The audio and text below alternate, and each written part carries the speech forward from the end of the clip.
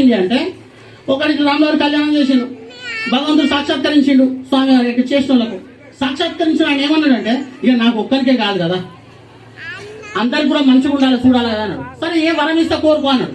నాకు దర్శనం అయిపోయింది, నువ్వు నాకేం వరం ఇస్తావు? స్వామివారి దర్శనం మించింది ఉంటుందా? ఇక నాకేం దర్శనం వద్దు, నాకు తృప్తి అయింది.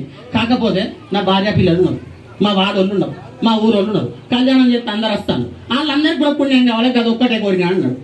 శంకరుడు భక్తసురుడు, తమ్ముడు నువ్వంటే చేస్తావు, ఇంత ఏంటిది నీ పుణ్యమో పునర్జన్మ పుణ్యమో ఉంది కాబట్టి నేను అచ్చిచ్చిన, వాడోళ్ళందరికి ఇచ్చినంటే కుదరదు కదా అన్నాడు. ఈ నిడవలేదు పట్టు, నేను మా వాడ మా ఊరు మా కథ అందరికి రావాలి పుణ్యం, అందరికి దర్శనం కావాలి భగవంతుని అన్నాడు.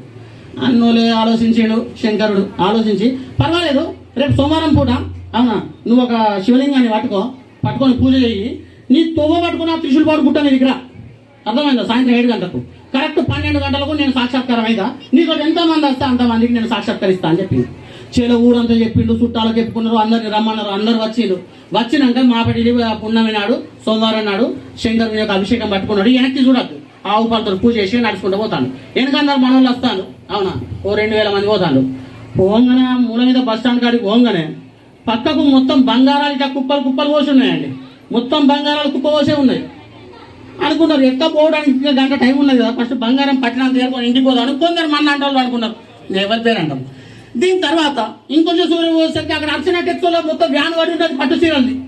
అటు కొంతమంది పోయారు, ఇంకా కొంతమంది వాళ్ళు మా పెద్ద మనుషులు ఉంటారు కదా, మంచి గోవా నుంచి వచ్చిన వైన్స్ ఉన్నాయి, అక్కడ భోజనాలు ఉన్నాయి, ఎక్కడోళ్ళు అక్కడ వెళ్ళిపోయేటోళ్ళు పోయిండు. మీదికి పోయిన తర్వాత మళ్ళా శంకరుడు దర్శనం ఇచ్చాడు పెద్ద మనిషికి. అబ్బా స్వామి ధన్యుడిని, మా ఊరోళ్ళందరికి దర్శనం ఇచ్చాడంటే ఊరోళ్ళందరూ ఎక్కడ ఒకసారి వెనుక తిరిగి అన్నాడు. వెనుక తిరిగితే ఇవ్వలేరు, చిత్తం శివుని మీద ఉంటే నీకు దర్శనం ఇస్తాడు, చిత్తం ఇంకెక్కడెక్కడన్నావు పెట్టి అవునా నాకు శివుని దర్శనం కావాలంటే కుదరదండి. ధర్మానుచరణం 5 విభాగాలుగా ఉంటుంది. ఒకటి మనం సత్యం మీద ఉండాలి, నిత్యం అవద్దని చెప్తా అంటే భగవంతుని దయగలగది. రెండోది పవిత్రంగా ఉండాలి, పవిత్రంగా ఉండాలంటే ఏదైనా కార్యక్రమం చేస్తూ ఉంటే దాని పట్ల శ్రద్ధ బాగుండాలి. మూడవది దయ ఉండాలి. నాలుగోది కష్టం బాగా పడాలి.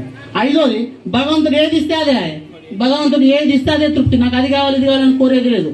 ఈ 5 ధర్మాల యొక్క లక్షణాలు వాటిని పట్టుకొని నడుచుకుంటా నిరంతరం, అంటే వంట చేసుకుంటే కూడా శివ పూజనే, అవునా రోడ్ పూడుస్తుంటే కూడా శివ పూజనే, ఇక్కడ అక్షంతలు వేస్తుంటే కూడా శివ పూజ అని ప్రతి ఒక్కటి స్వామి వారి పూజలకి ఎప్పుడైతే అప్పుడు రాముల వారు మాకు దర్శనం ఇస్తున్నట్టు.